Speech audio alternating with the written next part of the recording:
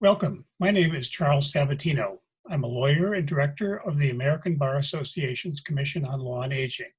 This short, pre-recorded session, sponsored by the Center to Advance Palliative Care, is designed to give you quick access to information, ideas, and program tips to support you in caring for patients and families. Today's topic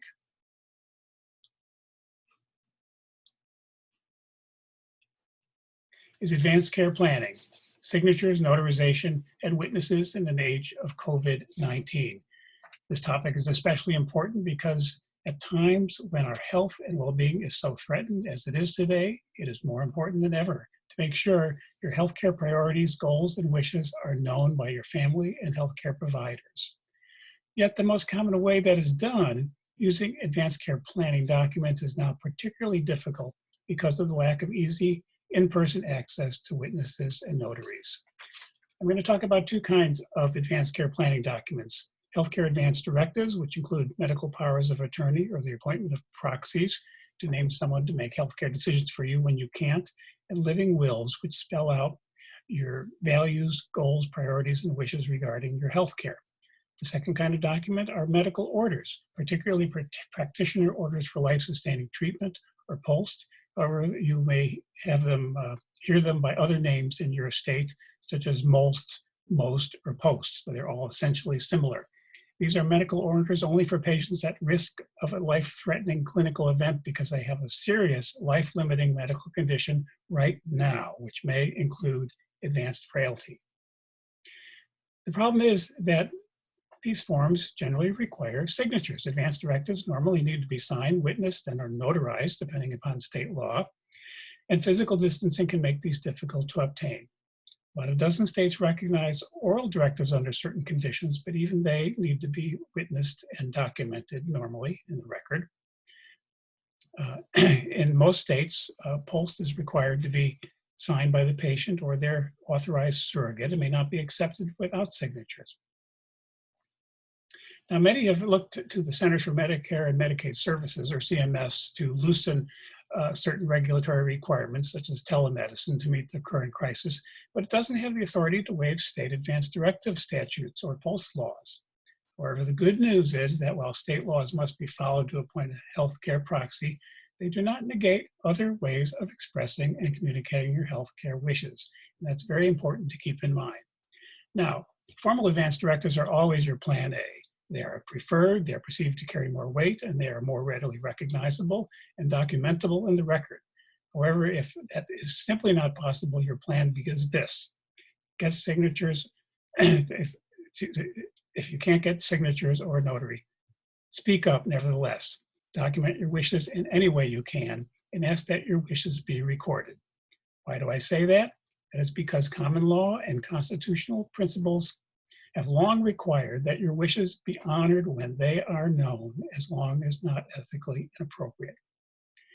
However, Plan A is still the preferred approach, and there are some potential solutions to having them signed or notarized to meet formal requirements. A few states allow, I'm going to give you three. Number one is electronic signatures. A few states allow electronic signatures on advance directives, and there have been computer applications such as DocuSign and Adobe around for a long time that support electronic signatures. Certain electronic health record support solutions such as Vinca or mydirectives.com incorporate electronic signatures. They may or may not be available in your state. And some states allow electronic POLST forms and verbal orders when necessary. The second possible solution is to use remote online notarization. Now, many states by statute allow remote online notarization for legal documents, and many others are issuing temporary executive orders. A couple of professional associations listed here that depend upon notarization have online maps and updates on which states permit online notarization. Those are worth taking a look at to see if it's available in your state. Thirdly, get creative with physical distancing. If remote options are not available, people have found ways to witness or notarize documents within physical distancing guidelines.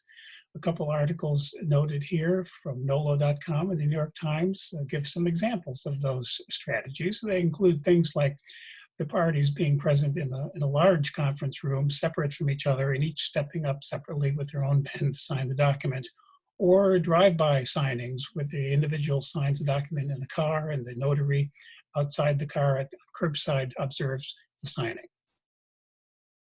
With respect to POLST, the National POLST program recognizes that facilities may need to adopt interim policies accepting and documenting verbal consent with signatures obtained later in time when possible.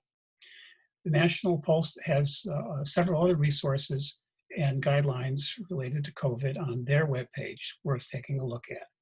So in summary, consider the use of digital signatures where available, consider the use of remote online notarization where available, and consider creative signings within physical distancing guidelines. If all else fails, be sure to express and document your priorities, goals, and wishes in any way possible. Other resources are listed here from the Notary Association, State Units on Aging, Departments of Health, the National POLST Program, and my own program of the ABA Commission on Law and Aging. Resources worth looking at. And for more information and resources about COVID-19, please visit CAPC's website. They have a great toolkit. Sign up there for virtual office hours to hear from colleagues across the country. So, in closing, again, I am Charles Sabatino. Please be safe, and thank you.